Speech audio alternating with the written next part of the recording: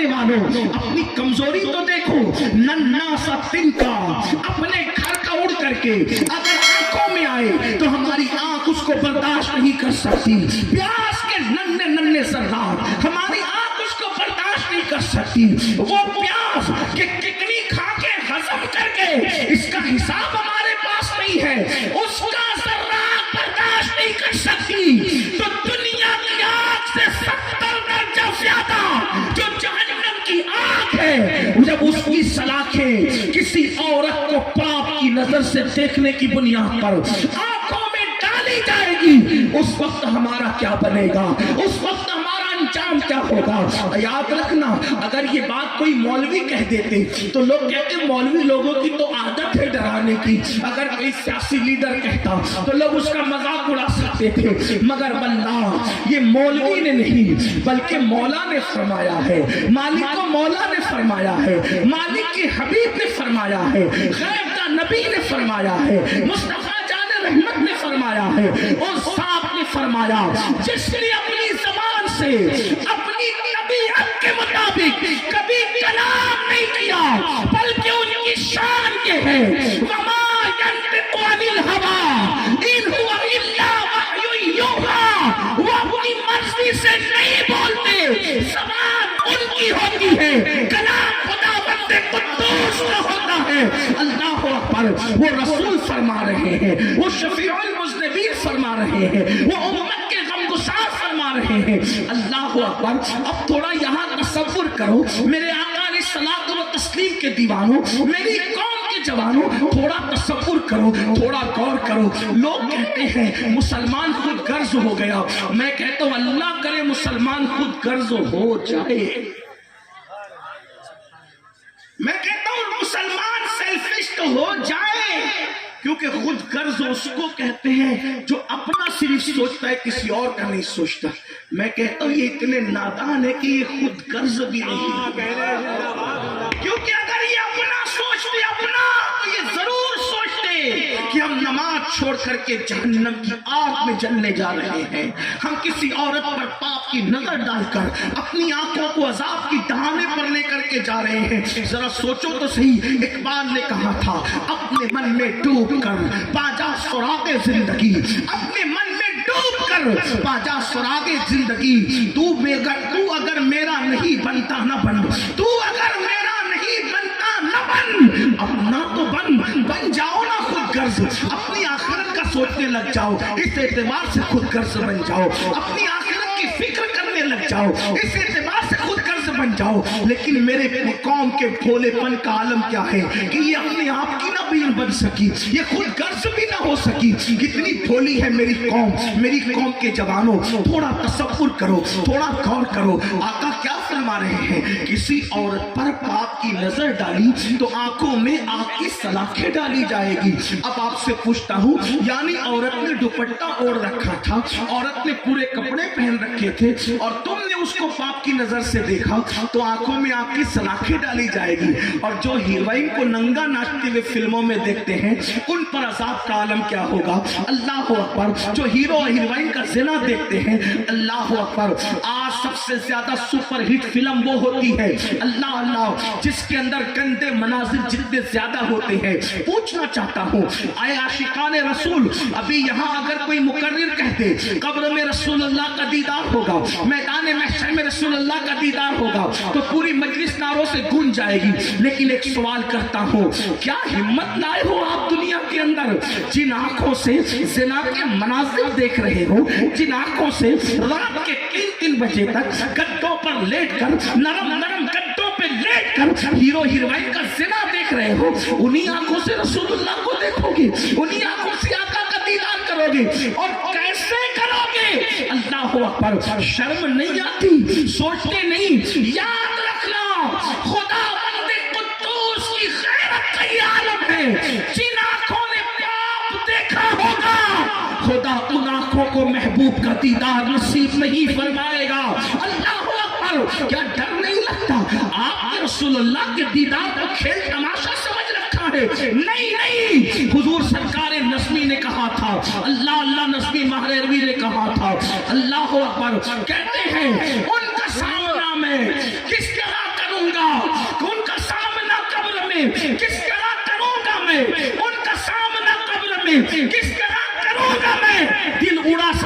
ہے سن سن سنن میرا اللہ اکبر اتنے قریب سے حضور کی زیارت ہوگی اللہ نہ کرے 1000 بار نہ کرے اگر میرے آقا نے یہ فرما دیا ظالم منافق تو پاپ کے مناظر دیکھتا تھا اور اب میرا جلوہ دیکھنے آیا ہے نمازوں کو ترک کرتا تھا اور اب میرا جلوہ دیکھنے آیا ہے اللہ اکبر عورتوں پر پاپ کی نظر ڈالتا تھا شراب کے پیالے اڈیلتا تھا منہ میں اور اب میرا جلوہ دیکھنے آیا ہے کیا منہ دکھاؤ گے حضور کو آقا کی بارگاہ میں کیا منہ لے کر کے جاؤ گے نہیں نہیں اللہ اکبر تو عرض یہ کر رہا تھا جس دل میں اللہ کا خوف بسے گا جس دل میں خدا کی خشیت پیدا ہوگی وہ دل کبھی گناہ کی طرف نہیں بڑھے گا وہ دل کبھی گناہ کی طرف نہیں جائے گا لیکن آئیے بہت لمبی بات کرنے کی بجائے گناہ کا خاتمہ کیسے ہوگا خوف خدا کی وجہ سے اور خوف خدا کیسے پیدا ہوگا یہ خوف خدا کسی دکان سے خریدنے کی چیز نہیں یہ خوف خدا کہیں سے حاصل کرنے کی چیز نہیں اللہ کا خوف آتا کیسے ہے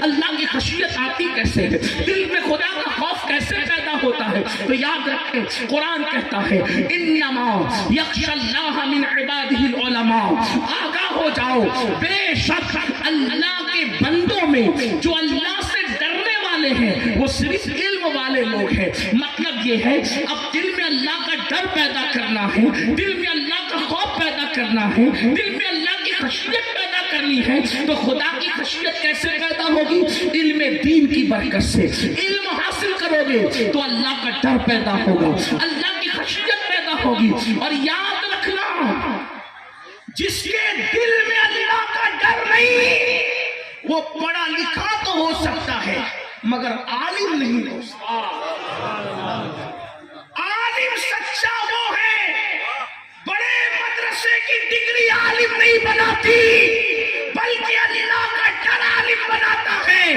دیکھو پڑھے لکھے میں اور عالم میں فرق بتاؤں ہر پڑھا لکھا عالم نہیں ہوتا مگر ہر عالم پڑھا لکھا ہوتا ہے اشرف علی کے پاس علم تھا پڑھا لکھا تھا مگر اللہ کا خوف نہیں تھا تو نبی کی گستاخی کر گیا اور میرے امام اعلی حضرت کے پاس علم کے ساتھ اللہ کی خشیت بھی تھی تو وہ بڑا بھائی دکھ رہا ہے اور یہ خدا کی خشیت کی وجہ سے کہتے ہیں سرور کہو کہ مالک کو مولا کہو تجھے باغ خلیل کا گل زیبا کہو تجھے ہرما نصیب ہو تجھے امید کہ کہوں جانے مراد کانے تمنا کہو تجھے یہ آپ کہیں گے خدا کی خشیت کی کیا بات ہے میں کہتا ہوں خدا خود فرماتا ہے وَمَن يُعَظِّمْ شَعَائِرَ اللَّهِ فَإِنَّهَا مِن تَقْوَى الْقُلُوبِ جو اللہ کی نشانیوں کی تعظیم کرتے ہیں وہ دلوں کی خشیت کی وجہ سے کرتے ہیں تو حضور سے بڑھ کر کے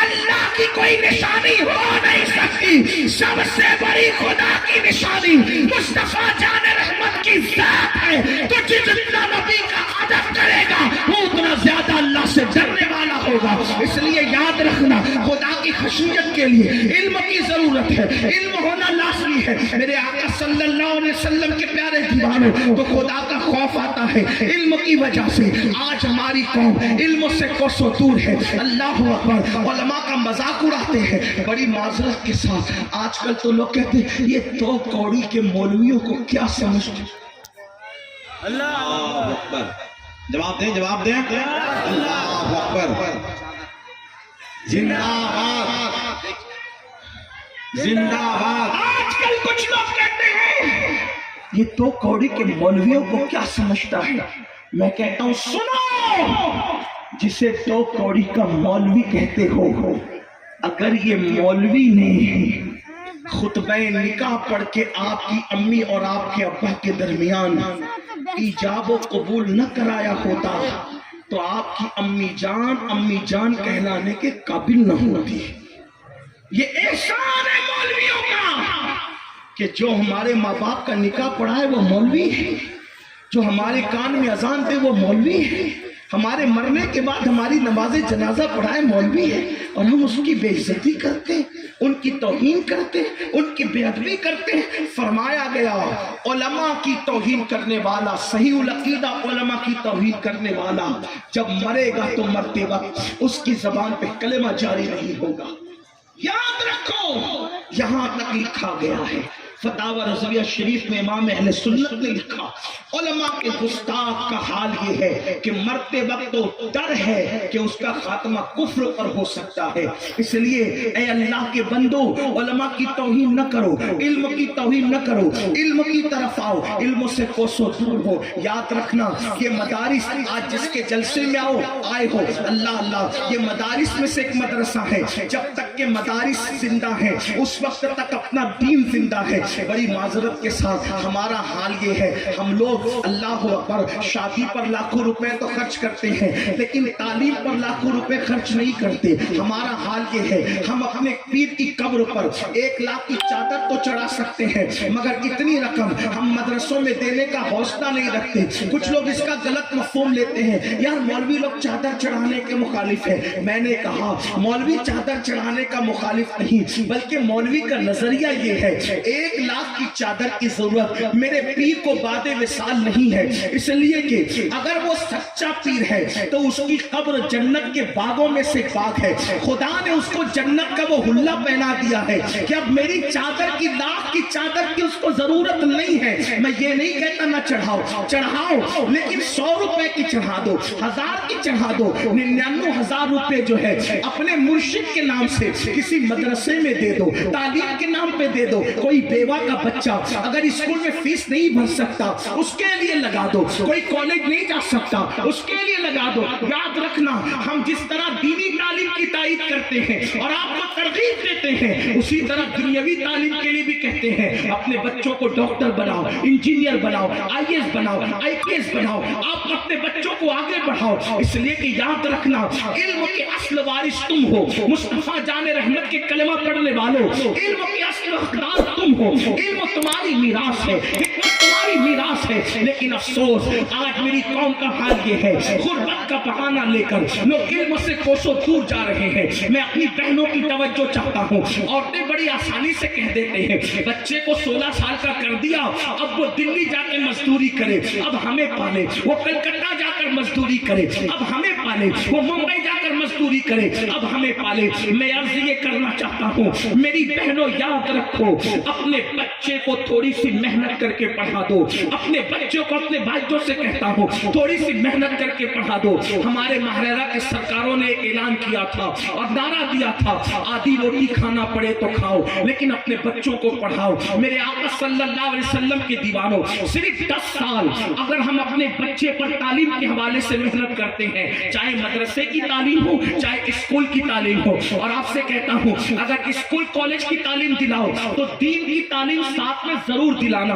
اس کی وجہ یہ ہے کہ اصل علم جو ہے وہ علم دین ہے. اگر علم دین کے ساتھ دنیاوی تعلیم دلاؤ گے تو بچہ تمہارا وفادار رہ جائے گا, ورنہ ممکن نہیں ہے. اس کو اچھی طرح یاد رکھنا, اپنے بچوں کو کچھ بھی بناؤ مگر پہلے ان کو مسلمان بناؤ, ان کو عاشق رسول بناؤ, ان کو دیندار بناؤ, ان کو کلمے کا صحیح جو ہے وہ کی معرفت عطا کرو. اللہ اکبر. یہ کیا ہو گیا آج کل پیسے کی لالچ میں چھوٹے چھوٹے بچوں کو ہم مزدوری پہ لگا دیتے ہیں. میں آپ سے عرض کرنا چاہتا ہوں, آپ کہتے ہیں مولانا پیسے نہیں پڑھانے کے لیے, جتنا گٹکا کھا کے تھوک دیتے ہو, جتنا سگریٹ پی کر کے ہواؤں میں اڑا دیتے ہو, اللہ اکبر, جتنا پان کھا کر کے تھوک دیتے ہو, اگر مسلمان اسی رقم کو بچا لے تو ہم اپنے بچوں کو پڑھا سکتے ہیں. یاد رکھنا, آپ کو بتاؤں میری ماؤں اور بہنوں کی خاص توجہ, اگر مائیں تہیا کر لے کہ میں اپنے بچے کو پڑھاؤں گی تو بہت کچھ وہ کر سکتی ہے.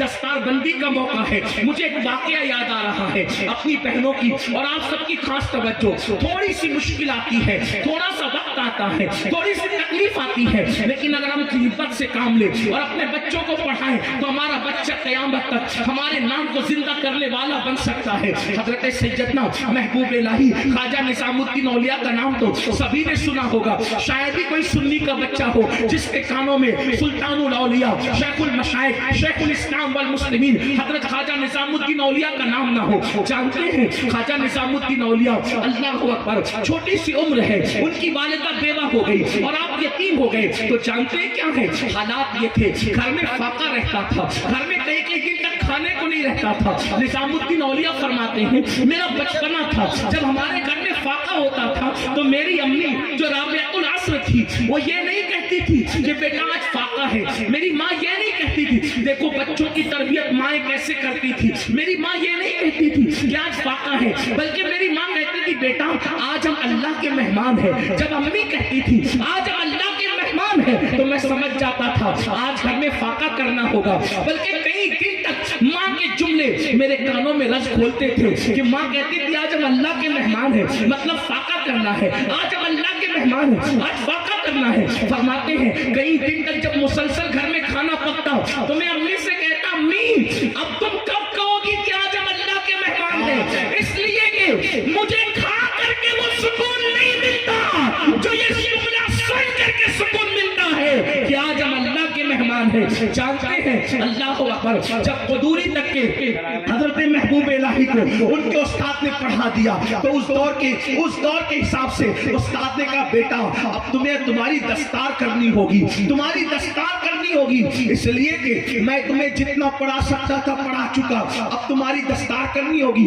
استاد سے پوچھا استاد یہ دستار کا پروگرام کیسے ہوگا؟ تو کہا تمہیں امامہ لانا پڑے گا اور جو علماء مشائخ آئیں گے ان کی تمہیں دعوت کرنی پڑے گی. گھر گئے اور جا کے کہا امی استاد کہتے ہیں کہ دستار بندی کے موقع پر علماء مشائخ کی دعوت ہوگی اور ان کے ہاتھوں سے دستار باندھی جائے گی. تو ماں نے کہا کب ہوگی دستار؟ امی فلاں دن ہوگی. تو کہا تمہارے استاد سے مہلت لے لو بیٹا, اس لیے کہ ہمارے پاس دستار خریدنے کے لیے بھی پیسے نہیں ہے. تو میں ایک کام کروں گی, دن میں اپنا جو کام کرتی ہوں محنت مزدوری وہ کروں گی اور رات کے وقت میں ٹائم نکال کر تمہاری دستار اپنے ہاتھ سے بن لیا کروں گی اور تمہاری دستار اپنے ہاتھ سے بناؤں گی. اور پھر جو ہے استاد سے ٹائم لے لو. جب استاد نے سنا تو کہا امی سے کہہ دینا دستار کا انتظام وہ کر لے, علماء مشائخ کی دعوت کا انتظام میں خود کر لوں گا. اور اس کے بعد ماں نے اپنے ہاتھوں سے چاند کی روشنی میں رات بھر جگ کر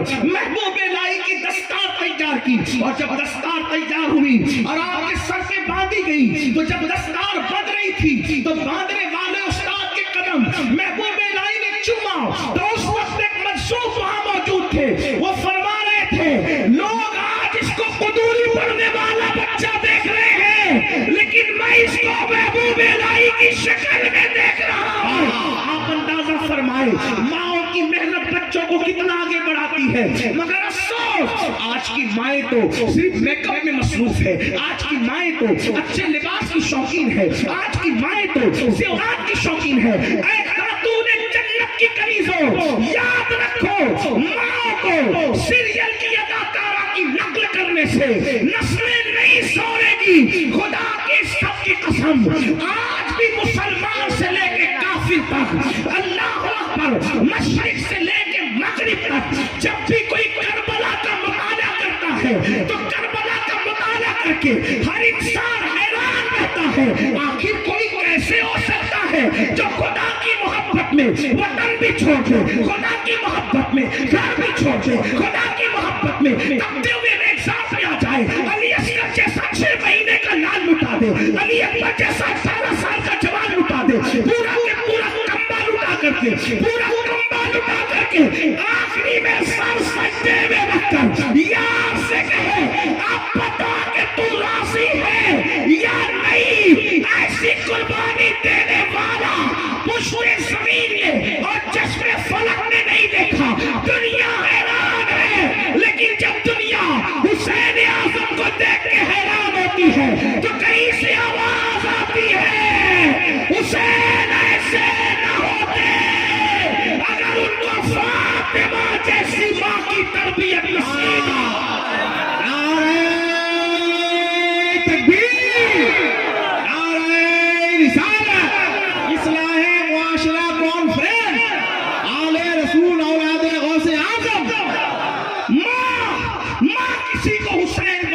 شہید کربلا, ماں کسی کو غوث اعظم بناتی ہے, ماں کسی کو غریب نواز بناتی ہے, ماں کسی کو محبوب الہی بناتی ہے, ماں کسی کو فرید الدین گنج شکر بناتی ہے. یہ ماں کا کردار ہے. ماں کسی کو سلطان العارفین بایزید بستامی بناتی ہے. آپ سے پوچھنا چاہتا ہوں یہ ماں کا کردار ہے. اللہ اللہ کسی کہنے والے نے کہا تھا آج بھی ہو سکتا ہے عیسیٰ سا بیٹا پیدا، لیکن میں اس میں تھوڑی ترمیم کرتا ہوں، ہم نبی کی مثلیت کے قائل نہیں ہیں، اس لیے کہتا ہوں آج بھی ہو سکتا ہے عیسیٰ کا پرتو پیدا، آج بھی ہو سکتا ہے عیسیٰ کا پرتو پیدا۔ ماں کی گود ہی ملتی نہیں مریم کی طرح، اگر آج بھی ماں کی گود مثل مریم ہو جائے تو لوگ عیسیٰ تو نہیں بلکہ برتوے عیسیٰ بن کر پیدا ہوں گے۔ آج بھی ماں کی گود اگر سیدہ فاطمہ کا کردار لے لے، فاطمہ الزہرا کا کیریکٹر لے لے، انشاءاللہ لوگ غلام حسین بن کر ضرور پیدا ہوں گے۔ تو عرض یہ کر رہا تھا علم کی وجہ سے خوف خدا پیدا ہوتا ہے، اور جب خوف خدا ہوگا تو انشاءاللہ گناہوں سے چھٹکارا ملے گا۔ علم کو عام کرنا ہوگا، علم کو آگے بڑھانا ہوگا، جہالت کی پاکیوں سے نکلنا ہوگا۔ اگر دنیا کی دوسری قوموں کے سامنے کندھے سے کندھا لگا کے کھڑا ہونا ہے، علم کو عام کرنا ہوگا، علم کے راستے پر چلنا ہوگا۔ یاد رکھو ہزاروں سال کے تسبیح کرنے والے، ہزاروں سال کے سجدہ کرنے والے فرشتے اگر کسی آدم کے سامنے جھکے ہیں تو صرف علم کی بنیاد پر جھکے ہیں، ورنہ آدم علیہ السلام نے تو اس وقت تک ایک مرتبہ بھی سجدہ نہیں کیا تھا۔ جس نے خود ایک بار بھی سجدہ نہ کیا ہو، اگر وہ مسجود بن رہا ہے ملائکہ کا تو وجہ کیا ہے؟ قرآن کہتا ہے وَعَلَّمَ آدَمَ الْأَسْمَاءَ كُلَّهَا ثُمَّ عَرَضَهُمْ عَلَى الْمَلَائِكَةِ فَقَالَ أَنبِئُونِي بِأَسْمَاءِ هَؤُلَاءِ إِن كُنتُمْ صَادِقِينَ۔ اللہ اکبر! علم آدم کے سامنے فرشتوں نے سر جھکا کر کے یہ بتا دیا تھا اگر قوموں کو قدموں میں جھکانا ہے تو ان سے زیادہ آپ کو علم حاصل کرنا پڑے گا۔ لیکن افسوس، اللہ اکبر، وہ قوم جو دنیا کو علم کی خیرات دینے آئی تھی، وہ قوم جو دنیا کو زیور علم سے آراستہ کرنے آئی تھی، وہ قوم جو دنیا کو علم عطا کرنے آئی تھی، آج وہ قوم علم سے دور ہوتی جا رہی ہے۔ یاد رکھیں جامعہ اہل سنت غوثیہ رضویہ آئیے مدرسہ اور جتنے اہل سنت کے مدارس آپ کے علاقے میں ان کی مدد کریں، ان کی امداد کریں، ان کا تعاون کریں۔ میں اپنی گفتگو کو جلدی سے سمیٹ رہا ہوں اس لیے کہ میرے بعد ایک عظیم خطیب کی خطابت حضور امیر سنی دعوت اسلامی کے حوالے سے آپ کو سماعت کرنی ہے۔ تو عرض یہ کر رہا تھا یاد رکھنا علم ہونا ضروری ہے، لیکن پھر کہتا ہوں سائنس سکھاؤ، ٹیکنالوجی سکھاؤ، جغرافی سکھاؤ، الجبرا سکھاؤ، ہر علم سکھاؤ، مگر پہلے اپنے بچے کو مسلمان بناؤ تاکہ وہ دین سیکھے۔ آج بڑی معذرت کے ساتھ جتنے لوگ میرے بھائی بیٹھے ہیں میں کسی کا ہاتھ نہیں اٹھاؤں گا، لیکن آپ سے کہنا چاہتا ہوں ان میں سے کتنے لوگ ہیں جن کو وضو کرنا آتا ہے، جن کو غسل کرنا آتا ہے؟ بڑی معذرت کے ساتھ 3-4 بچوں کے باپ ہونے کے بعد بھی آج تک ان کو غسل کرنے کا طریقہ نہ آیا۔ میں آپ سے پوچھتا ہوں جو پوری زندگی غسل نہ سیکھا وہ کیسا مسلمان؟ جس نے پوری زندگی وضو نہ سیکھا وہ کیسا مسلمان؟ جس کو کلمہ بھی پڑھنا نہ آتا ہو وہ کیسا مسلمان؟ میرے عزیز، میرے بھائیوں، ہمارے سروں پر موت کی تلوار لٹک رہی ہے اور ایک دن وہ آئے گا، جلد آئے گا، اور اللہ اکبر اس میں کوئی رکاوٹ نہیں بن سکتا۔ وہ موت کی لٹکتی ہوئی تلوار ہمارے جسم سے ہماری روح کے رشتے کو ختم کر دے گی، روح سے جسم کا رشتہ ٹوٹ جائے گا، اور جب روح سے جسم کا رشتہ ٹوٹ جائے گا تو یہ دنیا میں ہمیشہ نہیں رہیں گے، اس دنیا سے کوچ کرنا ہوگا، اس دنیا سے رخصت لینی ہوگی۔ اللہ اکبر! وہاں کیا دیکھا جائے گا؟ کفن میں فیکٹریاں نہیں لے جاؤ گے، کفن میں دولت نہیں لے جاؤ گے، کفن میں مال نہیں لے جاؤ گے، کفن میں حسب نسب نہیں لے جاؤ گے، خون کے رشتے تو یہی ٹوٹ جائیں گے۔ کفن میں کیا جائے گا؟ اللہ اکبر! قرآن کہتا ہے لا تنس نصیبک من الدنیا، اپنے نصیب کا دنیا سے مت بھول، دنیا سے اپنے نصیب کا مت بھول۔ تو دنیا سے کچھ نہیں لے جائے گا، یا تو کفن میں اپنا اچھا عمل لے جائے گا یا اپنا برا عمل لے جائے گا۔ اللہ اکبر! علم حاصل نہیں کرتے اس لیے ماں باپ کی حق کی ادائیگی نہیں کرتے، علم حاصل نہیں کرتے اس لیے بیوی کا حقوق کے حقوق نہیں جانتے، علم حاصل نہیں کرتے اس لیے شراب میں، جوئے میں اور الگ الگ جرائم کے اندر مبتلا ہے۔ آئیے آپ کو بتاؤں، اللہ اکبر، بہت سارے گناہوں کے اندر آج تو گناہ شباب پر ہے، بہت تیزی کے ساتھ آگے بڑھ رہے ہیں، اور جب ہماری قوم کے 16 سال کے لڑکے جن گناہوں کے اندر مبتلا ہیں وہ 3 ہیں، اور یہ 3 گناہ بہت کثرت سے عام ہو رہے ہیں۔ نمبر 1 नाजायज ताल्लुकात अफेयर के हवाले से, नंबर 2 जुआ और नंबर 3 शराब। ये तो इल्म की कमी है, लेकिन याद रखना इल्म की कमी कोई उज़्र नहीं है। मैंने आपको बता दिया, अल्लाह अकबर, आज शायद ही कोई लड़का ऐसा होगा या इल्ला माशाअल्लाह कोई बेटी ऐसी होगी, आप बुरा नहीं माने, सबकी बात नहीं करता, मैं चंद की बात करता हूँ, लेकिन हालात ये हैं जहाँ तक में अल्लाह के पास जरूरत है, खुदा करे मेरे दिल का दर्द वहां तक पहुंचे। कौम की बेटियां अल्लाह अल्लाह अजनबी लड़कों से बात करें, नौजवान लड़के अजनबी लड़कियों से बात करें और फिर उसको गर्ल फ्रेंड का नाम कोई दे दे, कोई उसको जो है वो अल्लाह अकबर बॉयफ्रेंड का नाम दे दे। इस्लाम में इसका कोई तसव्वुर नहीं है। मेरे अजीज भाइयों, दीन सीखो तो दीन आपको बताएगा। चचा ज़ाद भाई से, सगे चचा के बेटे से भी बालिग लड़की को पर्दा करना वैसे ही फर्ज है जैसे अजनबी मर्दों से पर्दा करना फर्ज है। जो मजहब चचा ज़ाद भाई से पर्दा करने का हुक्म देता हो, जो मजहब मामूजाद भाई से पर्दा करने का हुक्म देता हो, जो मजहब फूफीजाद भाई से पर्दा करने का हुक्म देता हो, आखिर उस मजहब के मानने वाले कॉलेज के अंदर कैसे फ्रेंड बनाने लगे, स्कूलों के अंदर कैसे फ्रेंड बनाने लगे और फेसबुक पे बैठ कर कैसे फ्रेंड बनाने लगे।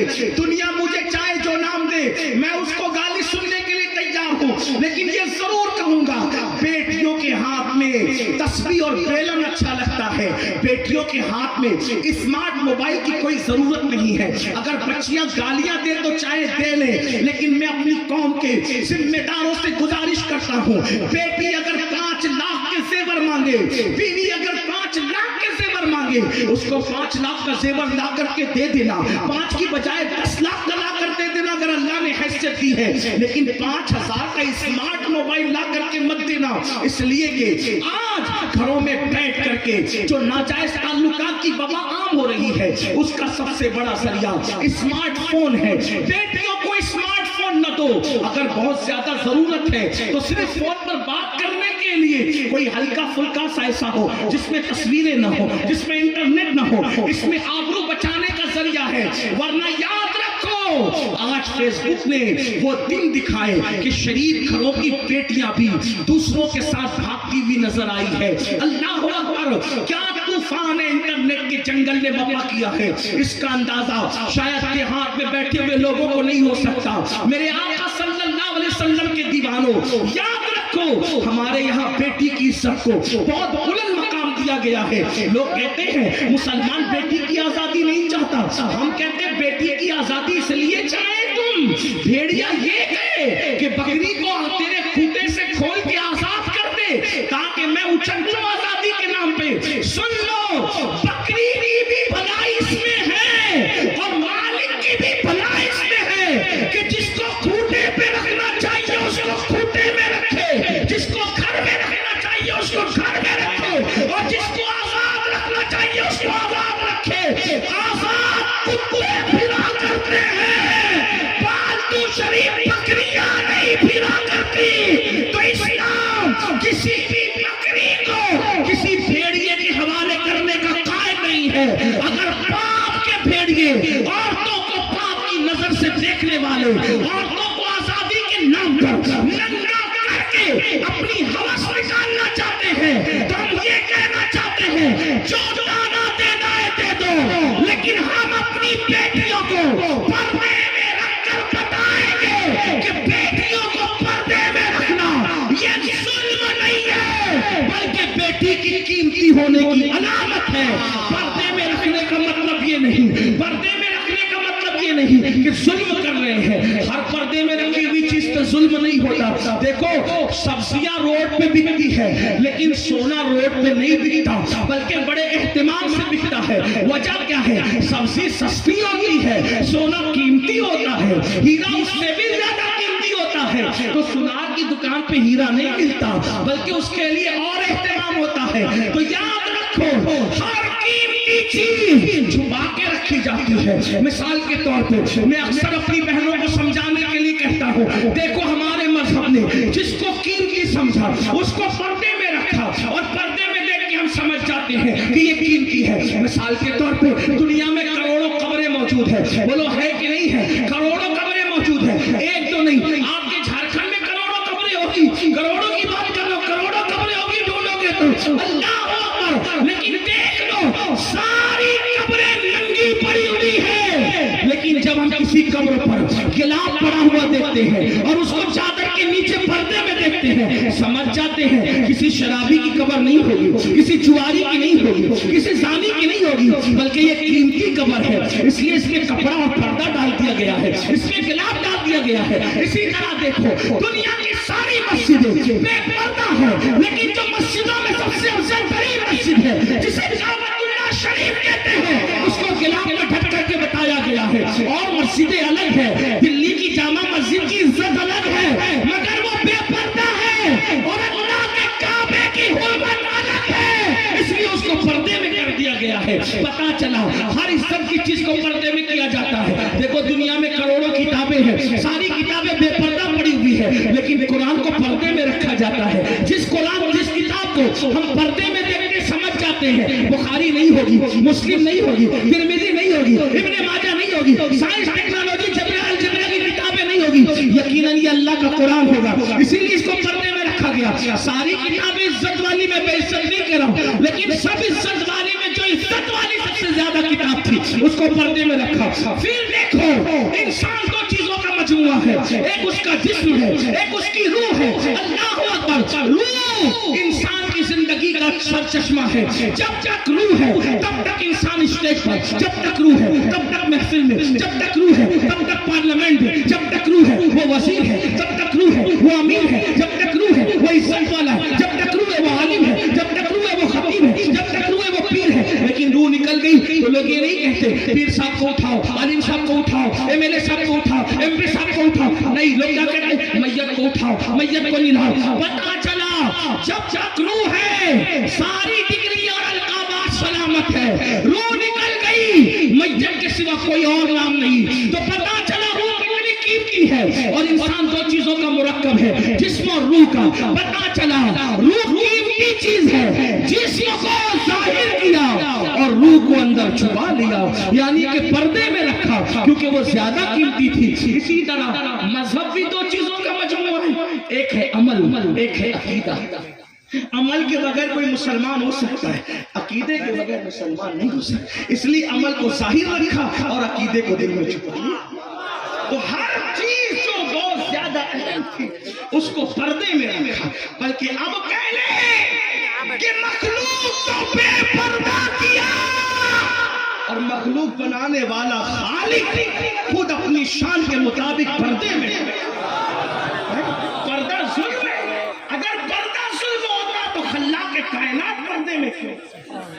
پردہ ظلم نہیں ہے, پردہ تو عزت والوں کی علامت, پردہ تو وقار والوں کی علامت ہے. اس لیے عورتوں سے کہتے ہیں جو ظالم ٹی وی پر آ کر بھونکے کہ عورتوں پہ ظلم ہو رہا ہے پردے کی وجہ سے, ان سے کہو ظلم تمہارے یہاں ہو سکتا ہے, ہمارے عورت قیمتی, کتنی قیمتی ہے. ہمارے عورت کا دوسرا نام سیدہ فاطمہ ہے, ہمارے عورت کا دوسرا نام سیدہ زینب ہے, ہمارے عورت کا دوسرا نام عائشہ صدیقہ ہے, ہمارے عورت کا دوسرا نام خدیجہ الکبریٰ ہے. اور اگر سمیٹ لیں اس کو, عورت کا نام یا تو ماں ہے, عورت کا نام یا تو بہن ہے, عورت کا نام یا تو بیوی ہے, عورت کا نام یا تو بیٹی ہے. چار روپ ہے عورتوں کے, ماں ہے, بہن ہے, بیوی ہے یا بیٹی ہے. اب اندازہ فرمائے اگر وہ بیٹی ہے تو بیٹی کو رسول اللہ فرماتے ہیں جس کے گھر بیٹی پیدا ہوئی وہ خوشی کرے, وہ بیٹی اپنے باپ کے لیے جنت اور رحمت ہے. پتا چلا بیٹی بن کے پیدا ہوئی تو جنت اور رحمت, اور اگر جوان ہو گئی تو اللہ اکبر, جوان ہو کر شادی کر کے کسی کے گھر گئی تو آقا فرماتے ہیں نیک بیوی شوہر کے لیے جنت. اور اس کے بعد فرمایا جب کوئی ماں بن جائے عورت تو فرمایا الجنت تحت اقدام امہاتکم, کہ تمہاری جنت تمہاری ماں کے قدموں کے نیچے ہے. عورت بیٹی ہے تو جنت, بیوی ہے تو جنت, ماں ہے تو جنت. تو ہمارے یہاں جنت کا تصور یہ ہے, اور جنت ہمارے یہاں بے پردہ نہیں ہے.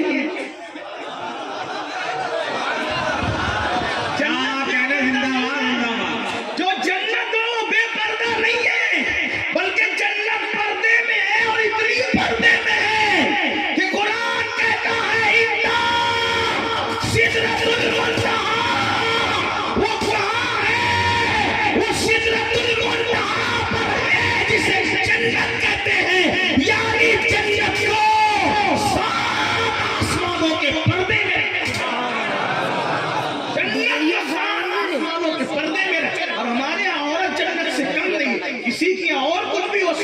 لوگوں نے جوؤں میں ہارا اس لیے ان کو اہمیت ہو یا نہ ہو, لوگوں نے گم کر دیا انہیں اہمیت ہو یا نہ ہو, لوگوں نے ان کا سودا کیا اہمیت ہو یا نہ ہو, ہمارے یہاں تو بڑی اہمیت ہے. اس لیے تو پہلی بات یہ عرض کر رہا تھا کہ آج ناجائز تعلقات کے حوالے سے بہت زیادہ معاملات بڑھ رہے ہیں. نمبر 2 جوئے کے معاملات, خاص طور پہ آج انٹرنیٹ پر جو جوا عام ہو رہا ہے, اور اس کو میں سمجھتا ہوں کہ نعت کی کلپ سنو, بیان کی کلپ سنو, کوئی کلپ سنو, اس پہ جنگلی رمی کا ایڈورٹائز ضرور آتا ہے.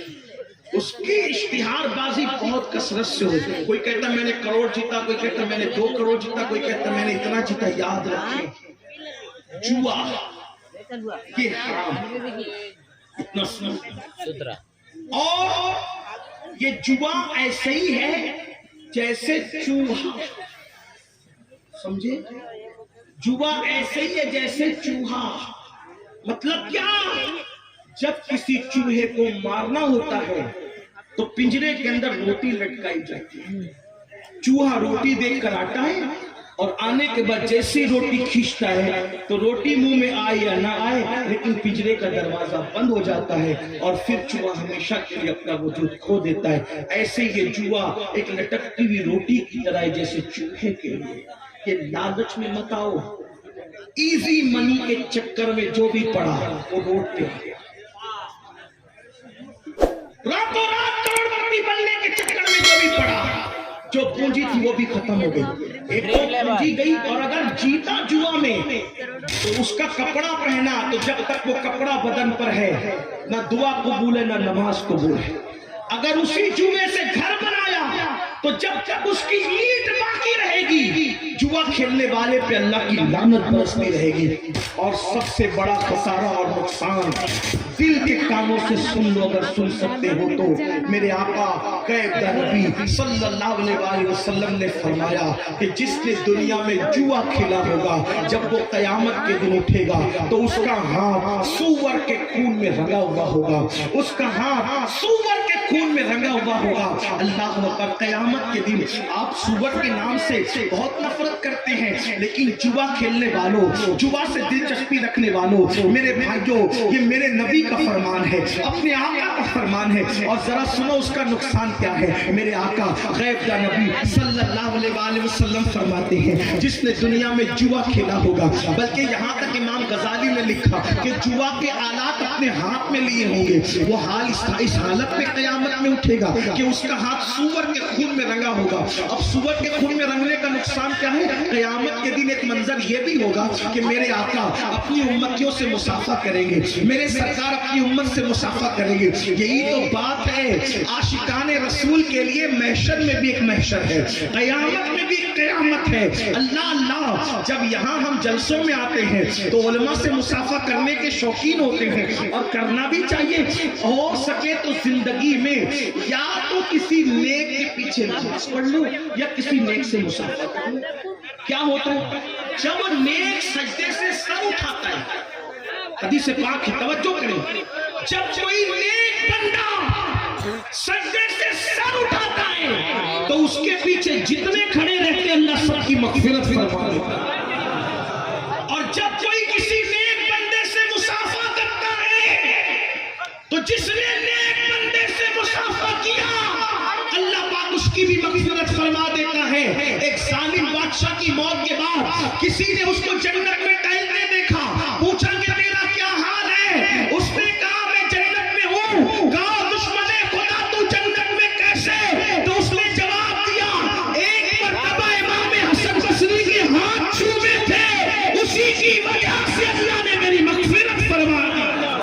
آپ سے پوچھتا ہوں علماء سادات نیک بندوں سے مصافحہ جب اتنی بڑی بات ہے تو قیامت کے دن کیسی لالچ ہوگی جب وہ حسن سراپا, وہ جلوے جہاں آرا, وہ حسن تمام, وہ حسن کامل, وہ رشک کمر, اللہ اکبر, وہ رشک گل, بلکہ رشک گلشن. میرے امام کہتے ہیں وہ ہے لمحائے نازک ان کے ہزار چڑھتے ہیں پھول جن سے, وہ ہے لمحائے نازک ان کے ہزار چڑھتے ہیں پھول جن سے. گلاب گلشن میں دیکھ بلبل, یہ دیکھ گلشن گلاب میں ہے, کتنے خوبصورت ہے میرے آقا.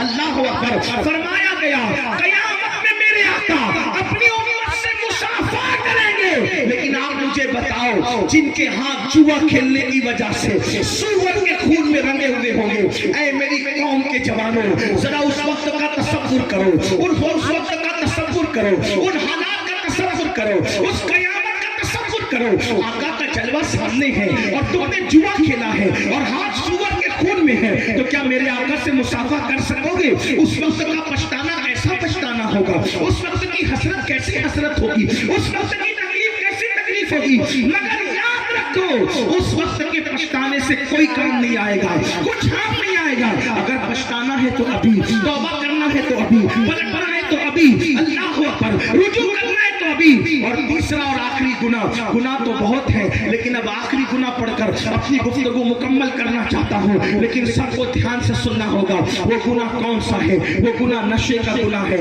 آج اللہ اکبر، فلموں کی وجہ سے، سیریلوں کی وجہ سے، آوارہ دوستوں کی وجہ سے نشہ بڑھتا جا رہا ہے، اتنا بڑھ رہا ہے. کوئی نشے سے، کوئی شراب سے نشہ کر رہا ہے، کوئی ایم ڈی سے نشہ کر رہا ہے، کوئی انجیکشن سے نشہ کر رہا ہے، کوئی ہیروئن سے نشہ کر رہا ہے، کوئی چرس اور بھنگ سے نشہ کر رہا ہے، کوئی گولیوں سے نشہ کر رہا ہے، کوئی دواؤں سے نشہ کر رہا ہے. یاد رکھنا، میرے آقا غیب کا نبی صلی اللہ علیہ وآلہ وسلم نے فرمایا کل مسکر حرام، ہر نشہ آور چیز حرام ہے. میرے بھائیو، ہر نشہ حرام ہے، کسی بھی نشے کی اجازت نہیں دی گئی. اور آپ جانتے ہیں اللہ اکبر، کتابوں میں لکھا ہے عبد الملک ابن مروان کے دربار میں، مروان کا بیٹا عبد الملک جب وہ بادشاہ بنا، اس کے دربار میں کفن چور آیا اور اس نے کہا میں نے کفن چوری سے توبہ کی. تو مروان کے بیٹے عبد الملک نے پوچھا اے کفن چور، تو نے کیسے توبہ کی، کیوں توبہ کی، توبہ کرنے کی وجہ کیا ہے؟ تو اس نے بیان کیا ایک مرتبہ میں کفن چوری کرنے گیا تو میں نے کیا دیکھا، ایک قبر میں نے کھولی تو قبر کھولنے کے بعد کیا دیکھا کہ مردے کا چہرہ قبلے سے پھرا ہوا ہے، مردے کا چہرہ قبلے سے پھرا ہوا ہے اور اس کی قبر میں آگ بھڑک رہی ہے. اللہ اکبر، اس کی چیخیں نکل رہی ہے. میں حیران ہو کے بھاگا تو غیب سے آواز آئی اے بندے پوچھتا نہیں کہ اس کا چہرہ قبلے سے کیوں پھرا ہوا ہے، اس کی قبر میں آگ کیوں بھڑک رہی ہے. تو میں نے پوچھا کیوں بھڑک رہی ہے، تو کہا یہ نماز میں سستی کرتا تھا، یہ نماز نہیں پڑھتا تھا، اس لیے اس کا چہرہ قبلے سے پھرا ہوا. مجھے یہ حکمت سمجھ میں آئی، بے نمازی کا چہرہ قبلے سے پھرا ہوا کیوں؟ کیونکہ وہ دنیا میں قبلے کی طرف رخ نہیں کرتا تھا. تو جیتے جی جس نے نماز کی حالت میں قبلے کی طرف رخ نہیں کیا، اللہ اکبر، اللہ نے مرنے کے بعد اس کا منہ قبلے سے پھیر دیا. اللہ اکبر، یہ بھی بڑا دردناک المیہ ہے. حالانکہ میرا عنوان آج نماز نہیں، مجھے جو عنوانات دیے گئے میں اس کے اینڈ پر پہنچ رہا ہوں، لیکن اتنا ضرور کہوں گا آج بڑے افسوس کی بات، فیس بک، واٹس ایپ، یوٹیوب کے لیے، دوستوں کے لیے، سب کے لیے وقت ہے. اگر وقت نہیں ہے تو میرے اللہ کے لیے وقت نہیں ہے. اے میرے آقا صلی اللہ علیہ وسلم کے دیوانوں، یاد رکھو کس منہ سے کہتے ہو کہ نبی کے نام پہ جان دے دیں گے، کس منہ سے کہتے ہو نبی کے نام پہ سب قربان کر دیں گے. جو قوم اپنے نبی کے نام پر 10 منٹ کا وقت قربان نہ کر سکے، میرے بھائیو نماز کے لیے 10 منٹ سے زیادہ کا ٹائم نہیں لگتا. سن لو، اللہ کے رسول غیب کا نبی صلی اللہ علیہ وآلہ وسلم فرماتے ہیں اے میرے صحابہ، آقا نے اپنے اصحاب سے کہا اے میرے صحابہ دعا کرو، اللہ کسی کو بدبخت نہ کرے، اللہ کسی کو محروم نہ کرے. اس حدیث کو دل کے کانوں سے سن لو، میری بات میں توجہ کریں، غور فرمائیں. اللہ اکبر، آقا کیا فرماتے ہیں اے میرے صحابہ یہ دعا کرو اللہ کسی کو بدبخت اور محروم نہ کرے. صحابہ کرام نے اس کی آقا بدبخت کون ہے، محروم کون ہے؟ تو آقا فرماتے ہیں جو نماز چھوڑ دیتا ہے وہ بدبخت بھی ہے اور وہ محروم بھی ہے. اور میرے آقا نے یہاں تک فرمایا جس نے جان بوجھ کر نماز چھوڑ دی وہ میرے ذمے سے باہر ہو گیا، وہ میرے ذمے سے خارج ہو گیا. قیامت کے دن اس کے ساتھ میرا کوئی وعدہ نہیں ہے. اللہ اکبر، کیا سمجھ رہے ہو؟ آقا کریم صلی اللہ علیہ وآلہ وسلم نے یہاں تک ارشاد فرمایا جس نے نماز چھوڑ دی اللہ اس کے کسی عمل کو قبول نہیں کرے گا. اللہ اکبر، اے مسجدوں کو ویران کرنے والوں، صرف 10 منٹ کا ٹائم ہے. تم جان دینے کی بات کرتے ہو میرے بھائیو، یقیناً تم سچے ہو، لیکن نماز کی اہمیت سمجھ لو. پورے قرآن میں کم و بیش 700 مرتبہ مرتبہ اللہ نے نماز کا حکم دیا. اور قرۃ العیون کے اندر فقی ابو اللیث ایک حدیث لکھتے ہیں, اس کو سن لیں.